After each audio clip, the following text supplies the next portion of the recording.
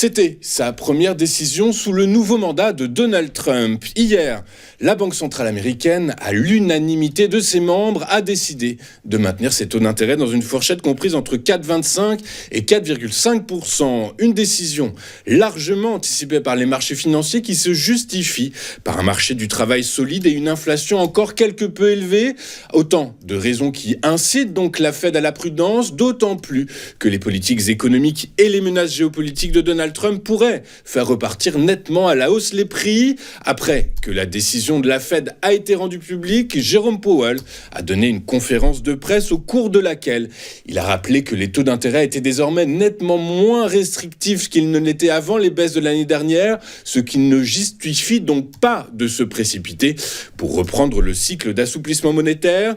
Le sentiment général du comité est que nous n'avons pas besoin de nous précipiter pour ajuster notre position politique, a-t-il déclaré. Des commentaires qui suggèrent que la Banque centrale devrait probablement maintenir le statu quo lors de sa prochaine réunion à la mi-mars. Toujours au chapitre économique et en Europe, le gouvernement allemand a baissé hier à 0,3% sa prévision de croissance pour 2025. Sa prévision de croissance de l'économie outre-Rhin contre 1,1% attendue à l'automne. Des projections révisées qui sont cohérentes avec celles du Fonds monétaire international qui a modélisé 0,3% de croissance mais légèrement supérieure à celle de la Banque centrale allemande qui, elle, projette 0,2% de croissance pour l'économie outre-Rhin en 2025. Mais au-delà de l'incertitude concernant la politique de la nouvelle administration Trump, s'ajoute celle sur l'orientation économique à venir après les élections allemandes de février, ce qui freine encore l'investissement et la consommation. Je vous rappelle que depuis la pandémie de Covid-19 et la guerre russe contre l'Ukraine, l'économie allemande stagne en raison de la hausse des prix de l'énergie, de la perte de pouvoir d'achat et de la baisse globale de compétitivité face à la concurrence accrue, notamment de la Chine. En outre, la première économie européenne sort de 2 années de récession avec un recul du PIB de 0,3% en 2023 puis de 0,2% en 2024 sans signe de rebond net à court terme.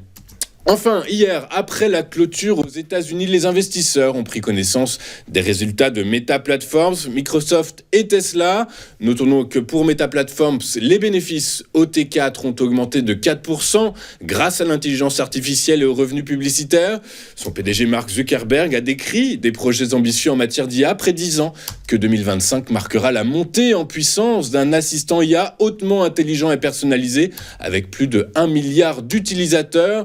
Pour les financiers, cela est synonyme de hausse des coûts de recherche et développement. De son côté, Microsoft a fait part d'un ralentissement de la croissance de son activité phare de cloud computing, des contraintes sur l'approvisionnement qui l'ont en effet empêché de répondre à la demande croissante des sociétés d'intelligence artificielle. Enfin, Tesla a fait part d'un bénéfice décevant à 0,73$ par action contre 0,76$ estimé. Le chiffre d'affaires rate encore plus nettement l'objectif à 25,7 milliards de dollars contre 27,27 attendus. Regardons maintenant ce à quoi les investisseurs seront attentifs aujourd'hui et la politique monétaire sera encore au premier plan aujourd'hui. Les investisseurs surveilleront donc la décision politique de la Banque centrale. Côté micro, les résultats des entreprises européennes incluant ABB, Deutsche Bank, H&M, Rothschild, ST Micro seront également scrutés de très près. Enfin, aux États-Unis, toujours sur le front microéconomique, ce sont les résultats d'Apple qui seront très probablement source de volatilité. Regardons maintenant ce qu'il s'est passé hier sur les principales places financières de la planète et en Europe, à l'exception du CAC 40. Les principales places financières ont clôturé dans le vert avant la Fed et la BCE, mais avec le soutien de la tech, le FTSE et le DAX ont respectivement gagné 0,28 et 0,9%. À Paris, le CAC 40 a été pénalisé par le secteur du luxe, lui-même pénalisé par les résultats annuels de LVMH, le titre du groupe de luxe français qui a perdu près de 5% après avoir publié des résultats supérieurs aux attentes, mais en baisse dans certaines de ses divisions clés, notamment la mode et les vins et spiritueux. L'indice phare parisien a ainsi reculé de 0,32% à 7872 points. À Wall Street, les principaux indices actions clôturés en repli après que la Fed n'a pas réduit les coûts d'emprunt dans un contexte économique solide et de risque d'inflation croissant. Le Dow Jones a reculé de 0,31% à 44 713 points. Le S&P 500 a cédé 0,47% à 6 039 points. Quant au Nasdaq, il a lui abandonné 0,51% à 19 632 points. En Asie, ce matin, les principaux indices actions ont clôturé en hausse, alors que la Fed a choisi de ne pas réduire ses taux d'intérêt. Le Nikkei a gagné 0,2% à 39 499 points.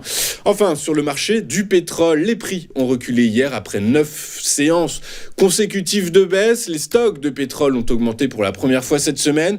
Des prix tirés vers le bas, donc également impactés par les propos du futur secrétaire au commerce Howard Lutnick, qui a assuré que le Canada et le Mexique ne seraient pas visés par des surtaxes douanières s'ils se décident à agir pour limiter le trafic d'êtres humains et de drogue. Résultat, le prix du baril de Brent de la mer du Nord pour livraison mars a reculé de 1,17% hier à 76,58 $. Quant à son équivalent américain, le baril de WTI pour livraison le même mois, il a lui perdu 1,56% à 72,62 $ l'unité. Nous allons marquer une toute première pause dans cette édition du 30 janvier 2025 et juste après, comme annoncé, comme promis, nous retrouverons Éric Seban qui commentera pour nous l'ouverture de la séance à Francfort. À tout de suite sur TV Finance.